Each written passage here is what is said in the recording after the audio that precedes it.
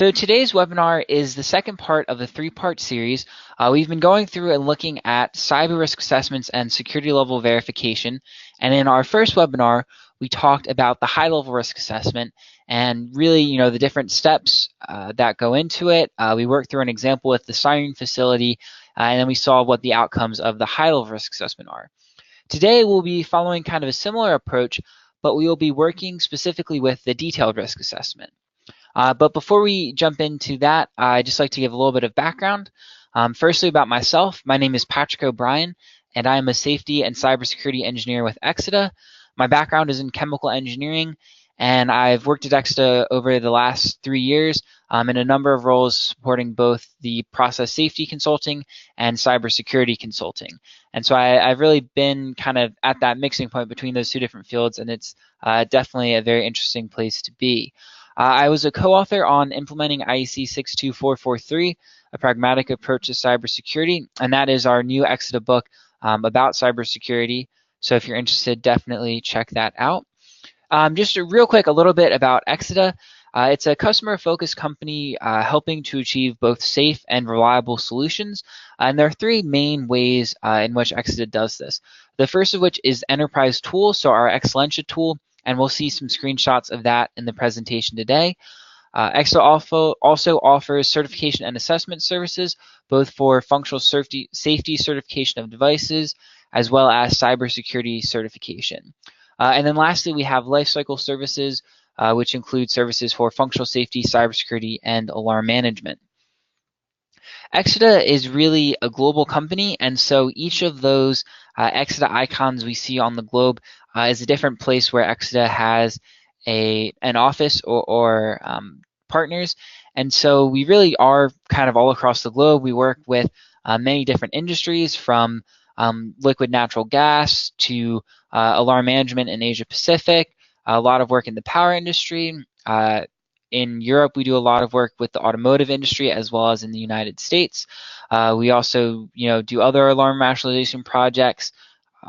We're involved with oil, both upstream and downstream, and then also chemical facilities. So really anything that you could think of, Exida kind of has experience in that vein.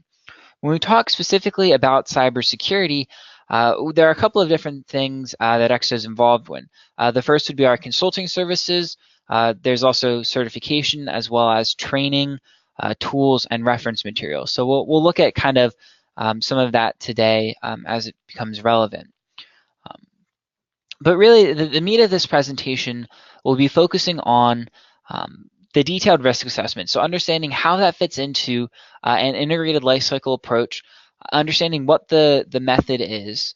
And so to do that, we'll actually go through and work with a detailed example for the risk assessment. We'll go back to our Styrene chemical facility, and we'll follow the steps that we need to go through and have a successful detailed risk assessment.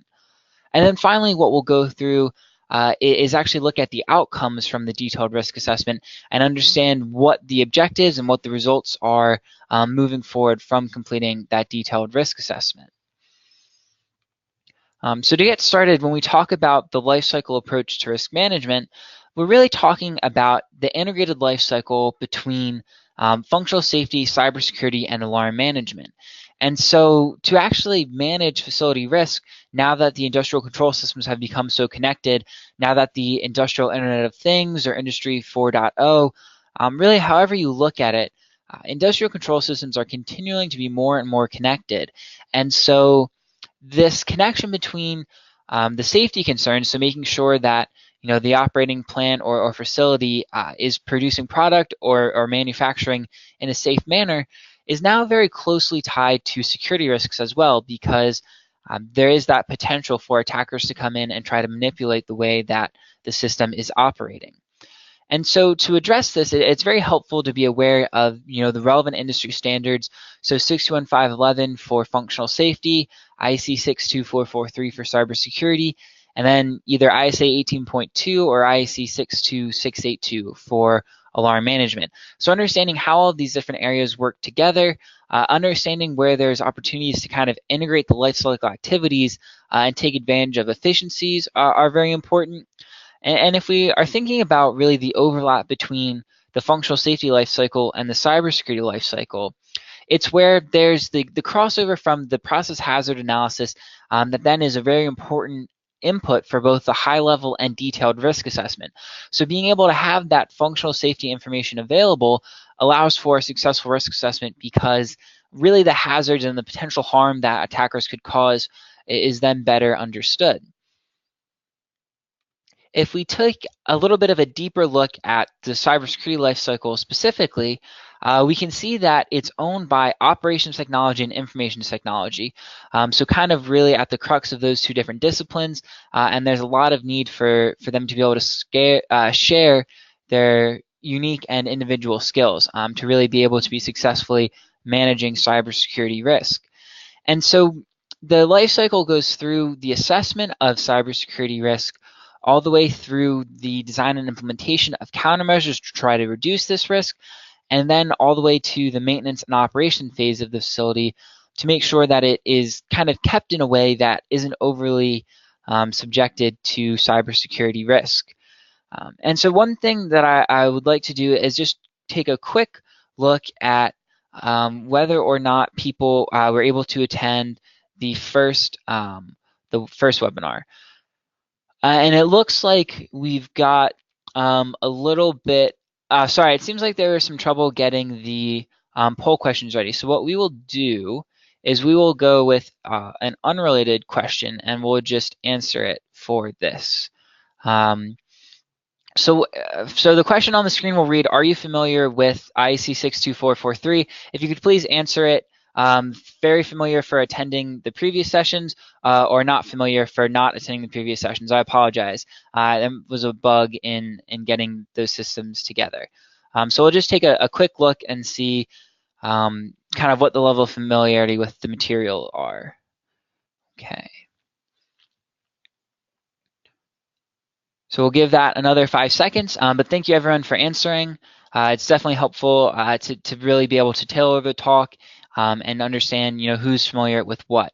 So it looks like we've got a reasonably even split of people who have been to the previous webinars as well as those who haven't. And so that is typically what we see. So we can do a quick amount of review so no one's lost, but then really focus in more on the detailed risk assessment.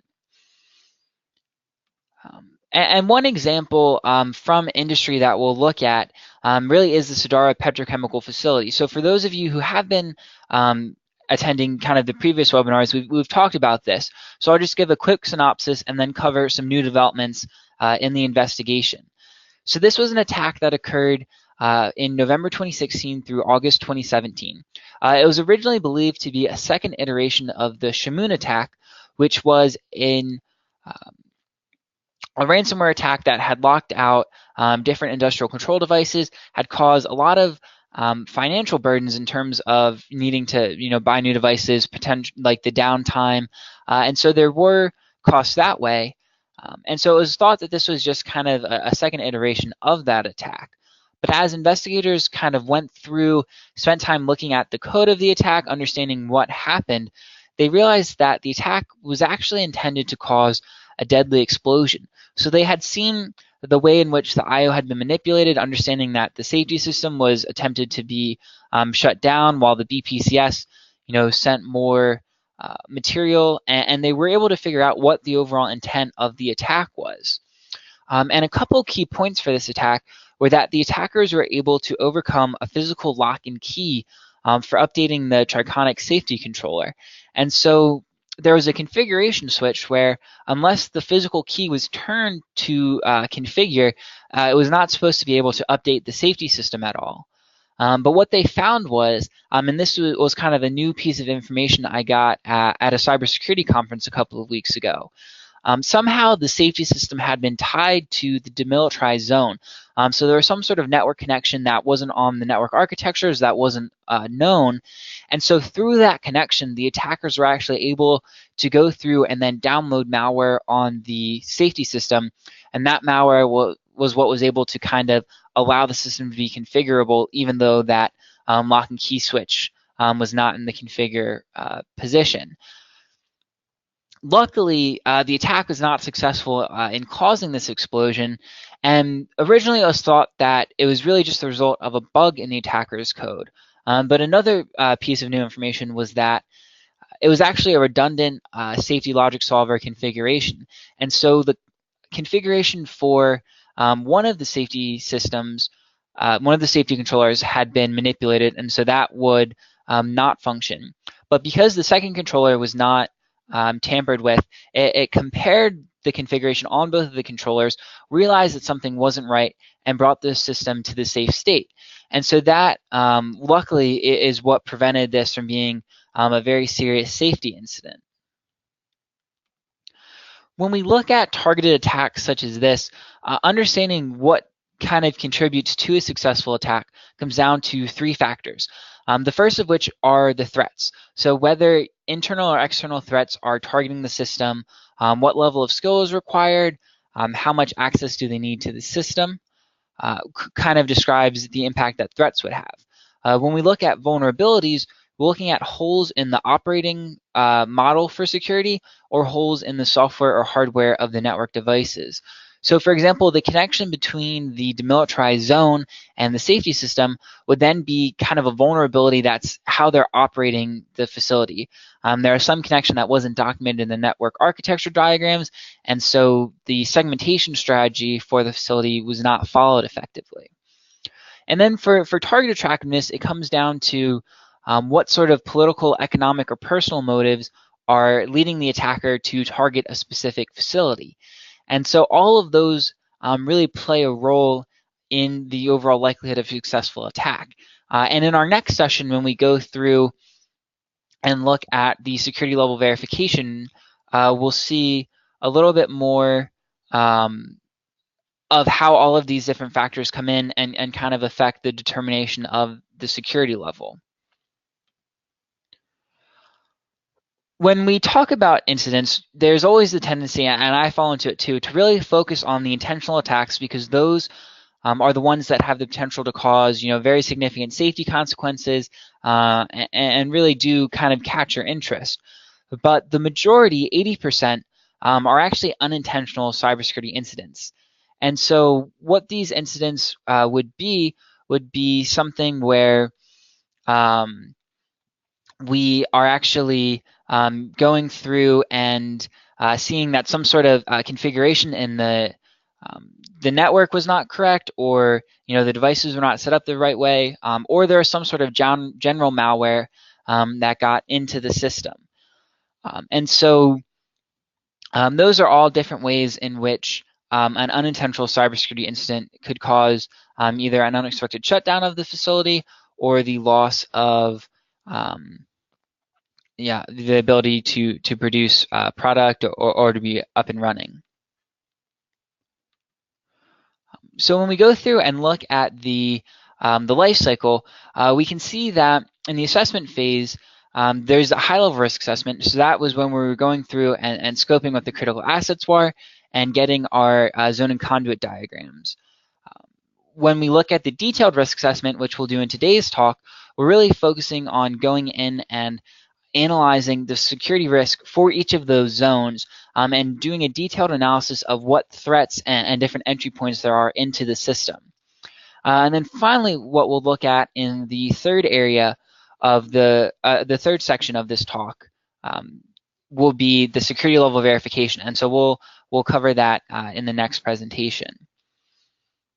For the detailed risk assessment method, what we're going through and doing is first we'll look at the inputs, then we'll look at the different steps that are carried out as part of the detailed risk assessment, and finally we'll look at the outcomes and how that feeds into our next lifecycle steps.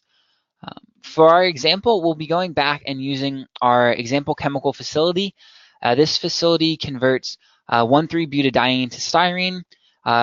So through these different steps, and it's a medium-sized styrene production facility. So not a particularly large plant or anything like that. Really just what you might expect for a standard styrene facility. If we take a little bit of a closer look at a simplified block flow diagram, the 1,3-butadiene is purified during extractive distillation. the first reactor, the VCHX intermediate is formed. This is then fed to the second reactor where oxygen is added as a reactant. After the second reaction, there is then styrene present, and there are just a number of process separations in order to get high purity styrene as the end product.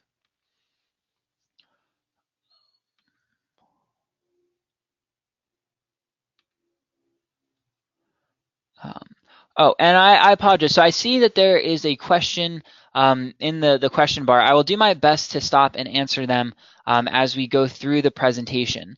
So I'll just take a quick second to go back and answer this. So the question was, what is really the demilitarized zone in the example when we look at the Sadara petrochemical facility? So specifically, the demilitarized zone, if we think about it, is really the it's a part of the network that's segmented both from the enterprise and from the engineering networks. There's kind of a firewall on both sides, if you will, so that there's no clear ability for information to pass through that demilitarized zone. And so it could be if there was some sort of connection between the safety system and any sort of server that was in that demilitarized zone, whether it would be the patch management server or the maintenance server, that could be an example of what would cause that. And so when we go through and look at our example zone and conduit diagram in just a couple of slides, I can kind of point out where that connection might have been. So what we'll do now is then look at really what those inputs are that go into our detailed risk assessment. And so the first one we'll look at is our risk criteria. And so our understanding kind of the evaluation of risk, what our organization's corporate risk criteria are, what are really levels of tolerable risk, come down to defining what severities are for our different risk receptors, so business, environmental, and safety, and also what different levels of likelihood we can see. And so if we go through and look at our risk matrix, we can see that something that has a low severity and a low likelihood may be a tolerable risk, where something with a high likelihood and a very high severity gives us some sort of risk in the intolerable region. So steps will have to be taken to then reduce that. Next, we'll look at our PHA hazard concerns. And so earlier when we looked at the intersection between the functional safety and cybersecurity life cycles, this is one area where the process hazard information kind of needs to be transferred from one group to another. And so for our Styrene example, these are kind of the different chemicals that are present in the system. With that, we have potential unintended reactions between the 1,3-butadiene and oxygen if they're both present at the same time. A majority of the chemicals are flammable, as well as toxic in different proportions. And then when we look at really focusing in on our reactors, if we have too high of a pressure or too high of a temperature, there's a very serious possibility for a runaway reaction and ultimately a potential vessel rupture. And so understanding what different hazards could be initiated in the system, understanding their normal causes, what things can be manipulated in the system to then lead to them, is a very important input for our cybersecurity analysis. Next, we need an understanding of what the network components that are kind of covered by the risk assessment are. And when these, and what we see is in the high-level risk assessment, very few organizations have a well-defined zone and conduit diagram going in. So part of the output of that high-level risk assessment is to actually take example network components like we see here and figure out then what the network segmentation strategy is moving forward. And so here we can see 4 different segmented zones. So the enterprise zone, so thinking of that as our business network. Then we've got the demilitarized zone. So here we've got patch management and maintenance servers that need to be able to communicate with the industrial control devices, as well as, for example, the patch management to be able to then download those patches. But you don't want a clear connection from anything in the demilitarized zone to the safety system or the BPCS without having it go through that firewall. So that's where there was a potential unwanted connection that wasn't maybe appropriately managed. in our Sadara example. And what we'll be doing with this detailed risk assessment is we're going to focus in specifically on our BPCS zone. And that's because when we went through and did our high-level risk assessment, we went through and saw that the compromise of the engineering workstation had the potential to cause significant harm. And so because the compromise of the BPCS could lead to potential equipment damage, loss of production, or a runaway reaction, this was identified as a high-risk scenario that really should be subject to further risk analysis. And then the final input that we will look at before going in and looking at the actual steps of the detailed risk assessment is a vulnerability analysis. And so the vulnerability analysis is a little bit different from either the high-level or detailed risk assessment because it's not focusing so much on consequence, severity, or likelihood. It's actually kind of analyzing the current cybersecurity system and identifying where there are holes. So reviewing the existing security practices, the network architecture, the configuration for network devices, personnel security measures, and so really what the purpose of the vulnerability analysis is to look at what's currently done in the system and identify what holes are there, what vulnerabilities are present that makes it easier for an attacker to gain access. This is then fed into the detailed risk assessment and kind of provides a good understanding of what threat vectors or entry points are likely to affect the system, so that a good understanding of what the level of risk is for that process. So if we have all of these inputs, we're then ready to start and actually go through the detailed risk assessment. And so we will look at this in 4 separate steps. And the first one will be to go through and document what the specific threats are and then what the threat likelihood is. So before we can kind of have an effective conversation about what threats to look at for a system, it's good to go through and have a couple of definitions. And so for threat, there are kind of 2 different ones here. And even though it's kind of long, I do like the second one. And so the second definition says it's the circumstance or event with the potential to adversely affect organizational operations, organizational assets, the IACS, or personnel via means contrary to either the cybersecurity policy, and this could be done intentionally or unintentionally, as we saw kind of from that breakdown of how many attacks are intentional versus unintentional, and then ultimately causing the destruction, disclosure, or modification of the data, control logic, sky logic, or just the overall denial of service. And so that's a lot of words, but basically what it comes down to is a threat is really something that has the potential to cause harm to the organization through the manipulation of the industrial control system, whether it's the modification of the data, the control logic, or any other part of that system. It really comes down to either the unintentional or intentional modification of this data causing harm in the control system. When we look at threat agent, this is really the methods, individuals, or organizations that could breach the security of a facility, operation, or system by exploiting a vulnerability.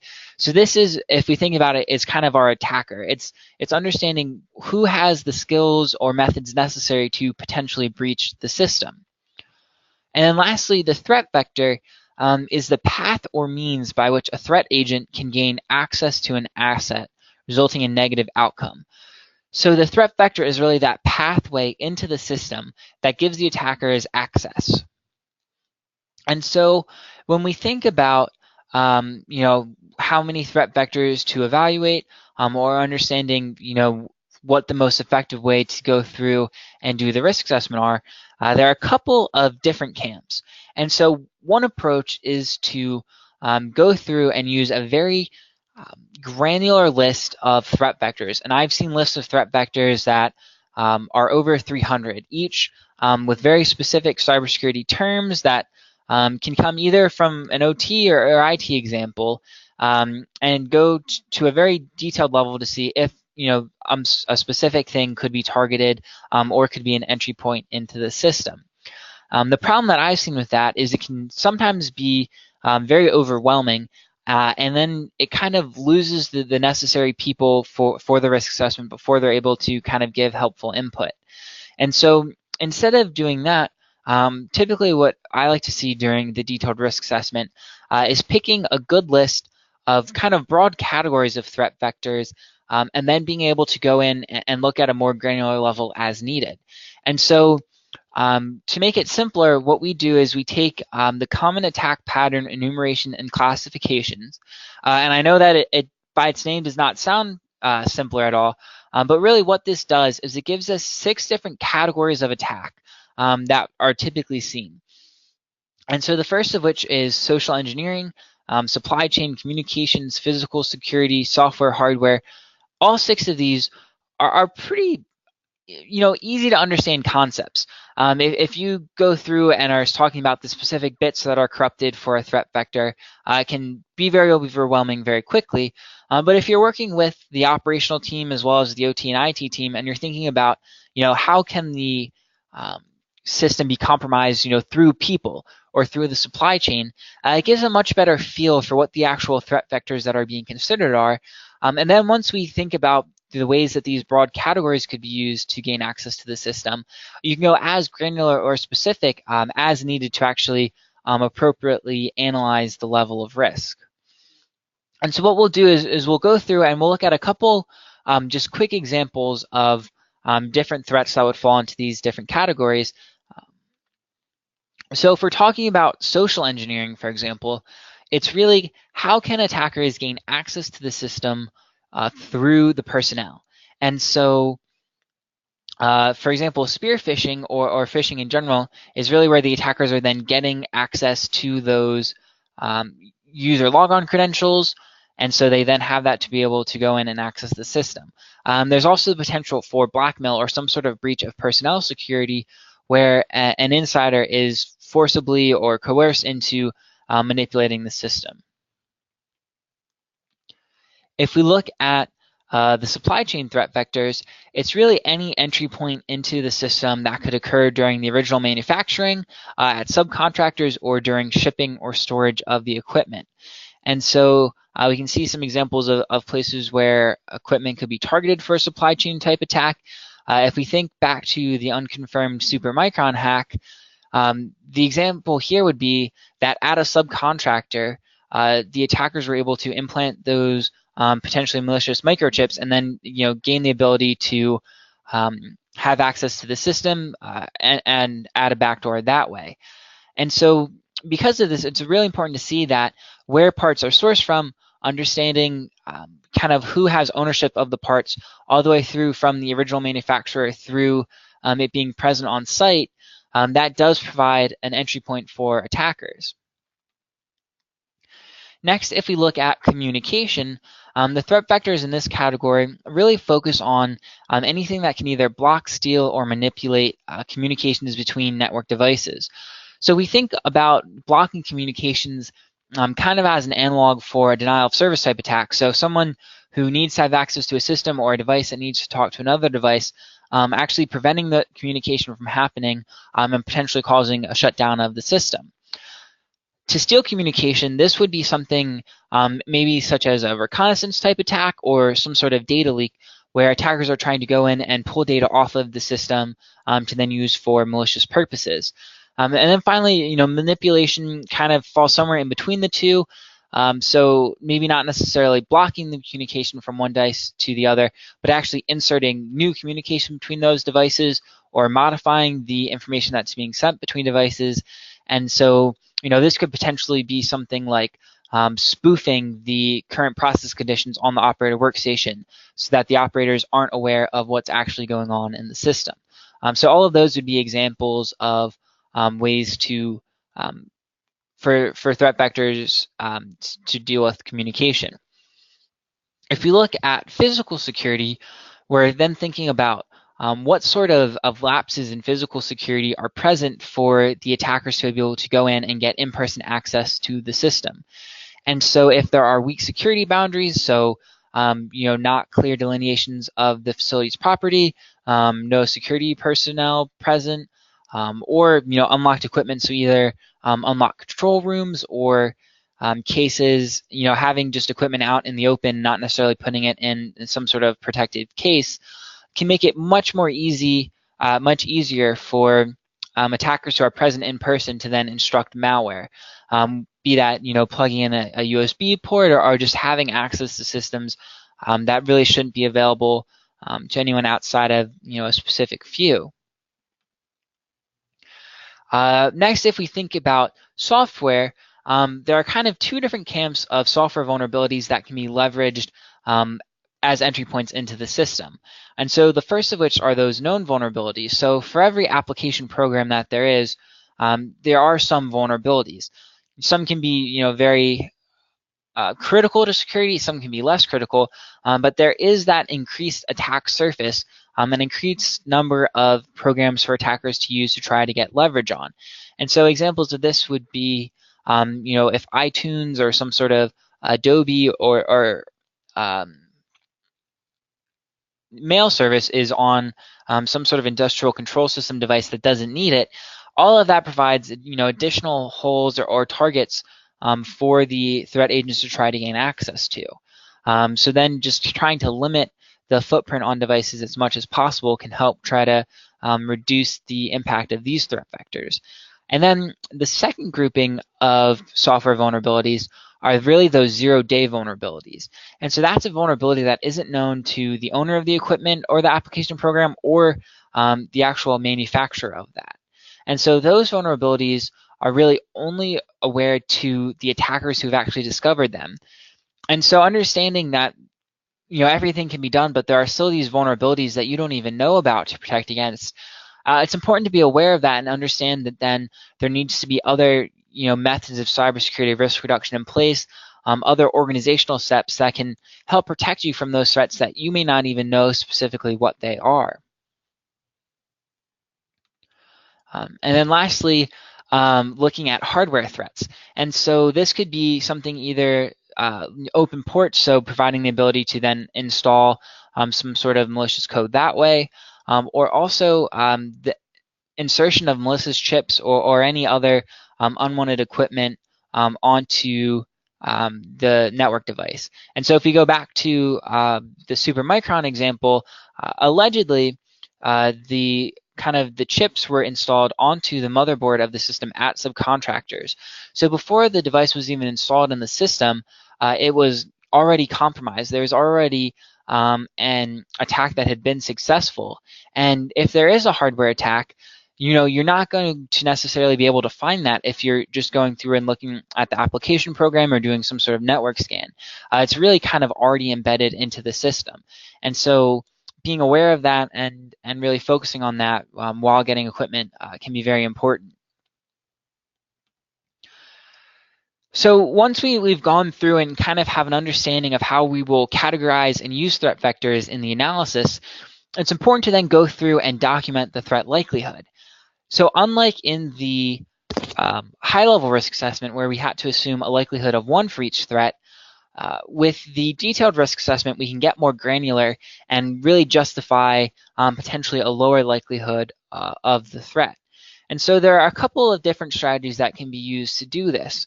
One of them is to kind of think about it in terms of demand mode.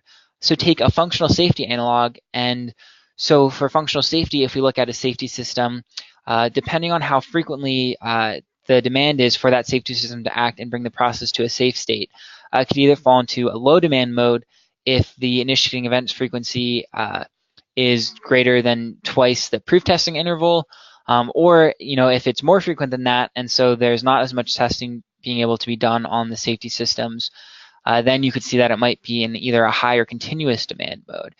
And so if we think about some of our different things, whether they be an unintentional cybersecurity incident, such as general malware, that may be a good candidate for some sort of continuous demand mode where if your firewall fails, there is a high likelihood that then malware will be present on the system. Whereas low demand modes are things that might happen less frequently. So specifically a targeted attack going through and trying to gain access to the system would not necessarily be omnipresent.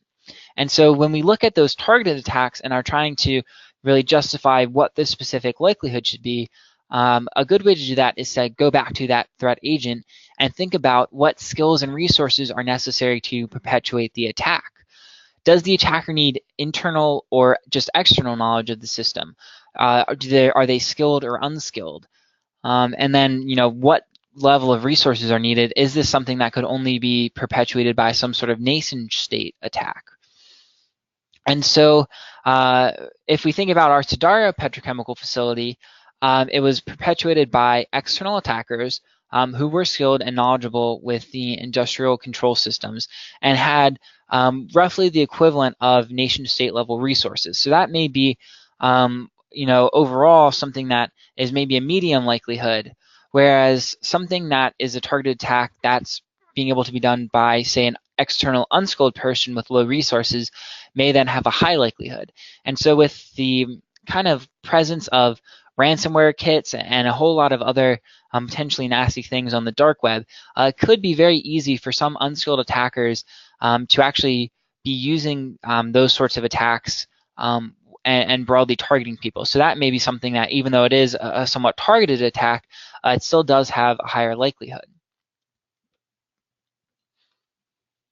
The next step in our risk assessment is, once we've gone through and looked at all of those potential threat vectors, we have an understanding of how likely each threat is to occur, we can go through and then determine what the possible consequences of compromise are.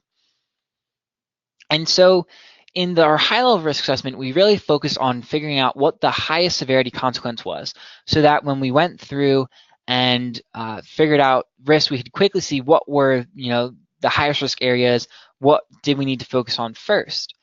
When we go through and do the detailed risk assessment, the goal is really to consider all of the relevant risk receptors and all of the potential consequences so that we can understand the overall risk for the system. And so the reason behind this is that if we think about risk, it's a factor of both likelihood and severity. And so if we have a really high severity consequence, but the likelihood of it happening is extremely low, it may not have as big of an impact on our overall risk as something that is, say, a medium severity consequence, but is going to happen all the time. And so by looking at threats and the potential consequences in both of these ways, the detailed risk assessment gives a better understanding of the overall risk present within the system and the total risk and what's really needed to reduce that.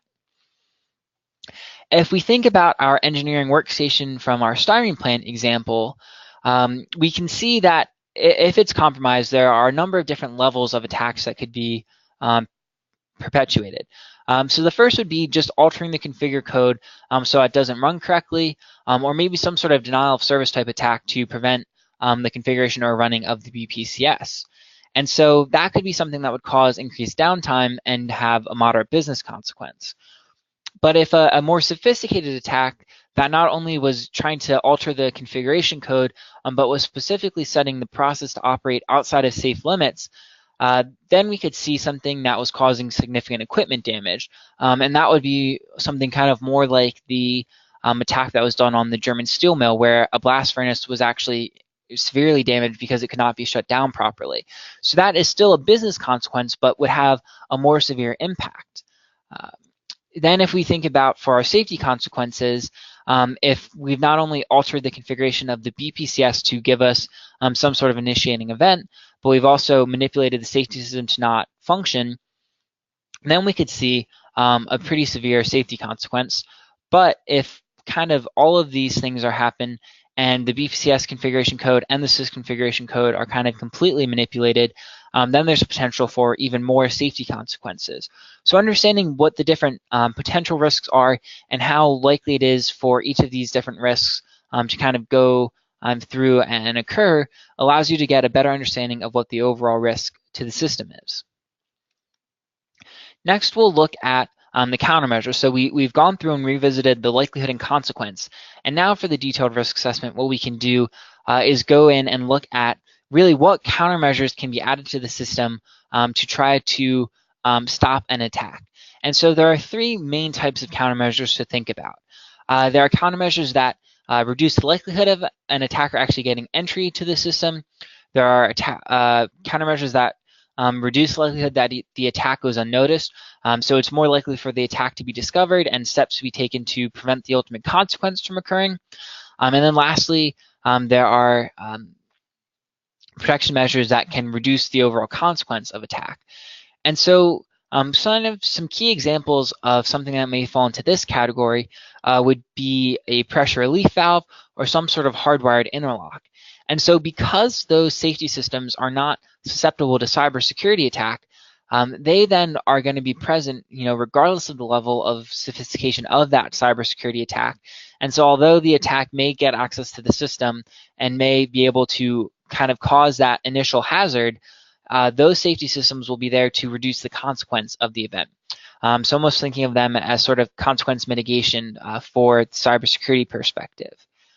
And when we talk about getting the countermeasures for the system, the goal is really to establish this defense in-depth approach. So provide more independent layers that have the potential to stop a threat and don't allow it to have a single shot all the way through to the control system. And so being able to look at those countermeasures and seeing what sort of boundary devices are present, what operational procedures such as reviewing firewall logs or reviewing configurations on devices, what the number of different things that can be done to try to really limit the likelihood of a threat vector going through and being successful. So once appropriate countermeasures have been identified and listed, kind of for each consequence, do it on a per countermeasure, a per consequence basis, the actual likelihood with countermeasures can then be looked at and some risk reduction credit can be taken. Now, the question then is, if we're taking risk reduction for the countermeasures we have in our detailed risk assessment, how much risk reduction are we able to choose? And so really what exida would recommend is if multiple independent countermeasures, typically if we see 3 or so, that would kind of fulfill that requirement, can be shown to be effective for a specific threat vector, then claiming 1 order of magnitude risk reduction can be kind of conservatively documented and can be well defended. But if there is a scenario where more than 1 order of magnitude risk reduction is needed to kind of achieve the security level target, that's something where a security level verification would be recommended. And so, sometimes people can kind of have questions about that because they might say, we have 10 countermeasures, why can we only claim 1 order of magnitude risk reduction? But with cybersecurity, the really kind of maybe one of the key differences between cybersecurity and functional safety is that a single well-designed attack could be both the initiating event and the failure of the safety system. And so there's a potential for kind of an intentional, almost common cause failure across multiple countermeasures, across the process equipment. And so because of that, unless a detailed security level verification is done to determine exactly how independent the different countermeasures are, to look at specific considerations for the metrics and the management of those countermeasures, it's typically not recommended to take more than just 1 order of magnitude risk reduction overall. And so if we go back to our Styrene facility and we think about how attacks could potentially cause harm, gain access to the engineering workstation, as well as the safety system, there are a couple reasonably credible scenarios. So the first would be that the attackers, through social engineering, gain access to the administrative credentials for the facility. And so they would then be able to use that to log on to both the engineering workstation as well as the sys engineering workstation. And that would provide them access then to manipulate configurations on both devices just with 1 successful attack. Another example of where one threat vector could kind of get past multiple devices would be in setups where the operator workstation is actually able to bypass the safety system. So sometimes, to support operations, that sort of maintenance override is included for the the operators to use. But if that's the case, then if, say, the engineering workstation and the operator workstation, so if just our engineering, our BPCS zone is compromised, then they would have the ability to configure the BPCS system as well as bypass the safety system and make sure that it would not function. So those are just a couple quick examples of why it really is important, if more than one order of magnitude risk reduction is required, to go through and look at a full security level verification. So once we've gone through and looked at the threats, the consequences, the countermeasures, and then finally the likelihood with the countermeasures, we've gone through and really fully completed the detailed risk assessment. And so outcoming from that, we've got then the scope for our security level verification, and really recommendations to further reduce risk. And so when we look at the input for the future lifecycle steps, we've got our finalized security level targets for our SL verification, and we also have the countermeasures that we are going to be specifying the requirements for in the cybersecurity requirement specification that we will then design to and verify that they provide enough risk reduction during our security level verification. And then it also provides initial metrics for the maintenance phase, where we're looking at how are these countermeasures going to be maintained effectively. When we talk about then the outcomes of the risk assessment, it's important to kind of keep the overall costs of the cybersecurity incidents in mind. So cybersecurity can impact safety, public image, environmental damage, equipment damage, cause lost production.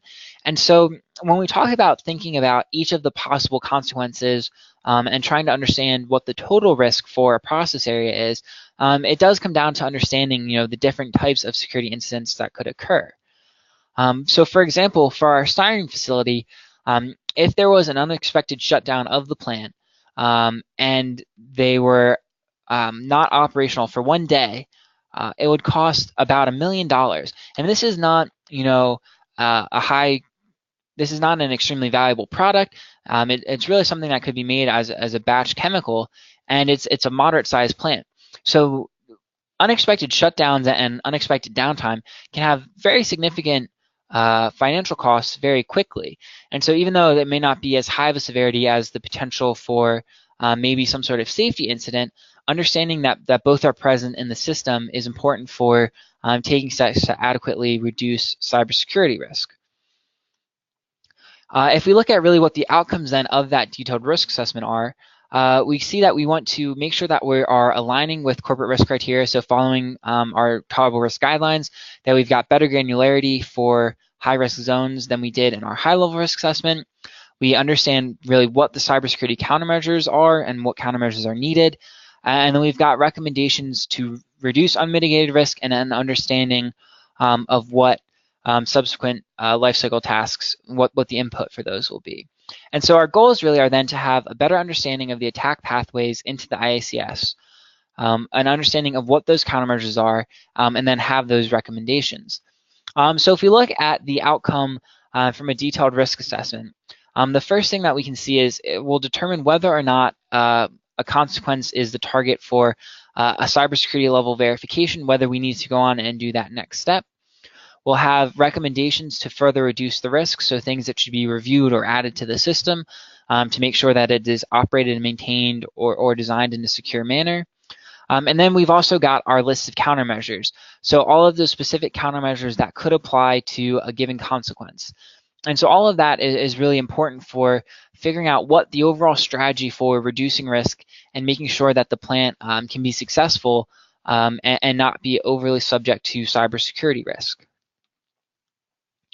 So in summary, we looked at the integrated approach to risk management, a detailed example of going through the risk assessment method for our Styrene facility, and then a quick look at what then the outcomes of that assessment are. Kind of as we talked about earlier, there's a lot of different things that can be done to kind of prepare for cybersecurity concerns. In terms of services, actually going through and doing something like a high-level or detailed risk assessment or the cybersecurity vulnerability assessment are things that exida does as part of our lifecycle services. We also kind of can do certification for processes, devices, or systems. And there's also personnel certification, so showing personnel competency for the cybersecurity concerns. And so we've recently kind of upgraded the cybersecurity automation or the Certified Automation Cybersecurity Expert exam. There are now 3 specialties for integrators, end users, and equipment manufacturers and software developers. So we've got a new study guide out that really does a great job of kind of covering some of these cybersecurity concerns. For the cybersecurity tools and references, we've got the Excellentia Cyber tool that we looked at a couple of screenshots for. We also have our new cybersecurity book. For our cybersecurity training courses, we've got a lot to kind of cover different areas of the life cycle that can help them prepare for showing personnel competency. We also have a new course, CS241, and that specifically focuses on doing cybersecurity risk assessment and security level verification using the Excellentia Cyber tool and kind of following through with all of the methods that we've looked at in this webinar series. If you're interested in learning more, please feel free to reach out to me. You have my email and phone number. I'm always happy to take questions or really explain anything about the contents of the talk today or go through anything that Exida offers for cybersecurity. If you want to stay up to date on the latest information, the links are there. And then a really exciting event that we are doing is we're actually putting on a joint cybersecurity and functional safety seminar in Brussels, and that'll be next week, December 6th. So if anyone is kind of from that neck of the woods and is interested in attending, please go to the Exida website and sign up. It'll be a really great opportunity to learn more on those topics. And our presenters there will be Dave Gunter, our head of cybersecurity solutions, and then Chris O'Brien. So they really will do a great job of going through it and looking at some of those concerns.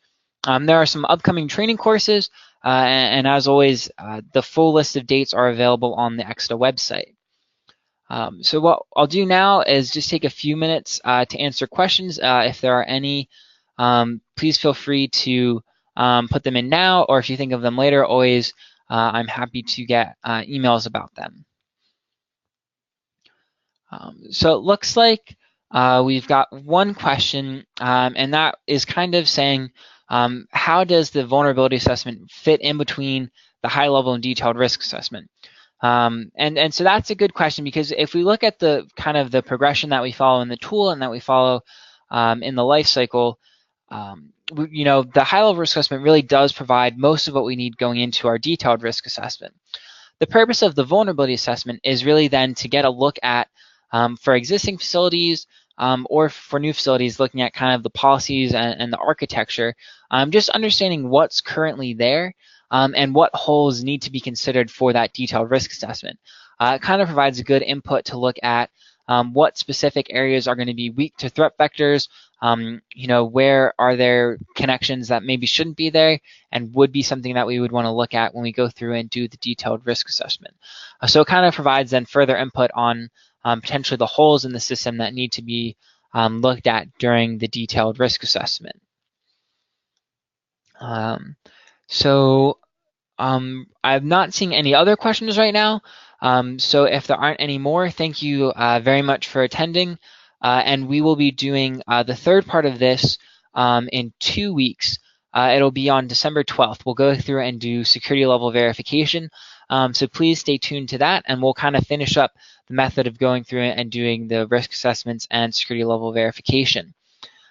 So yeah, if there aren't any more questions, thank you everybody for joining, and have a wonderful rest of your day.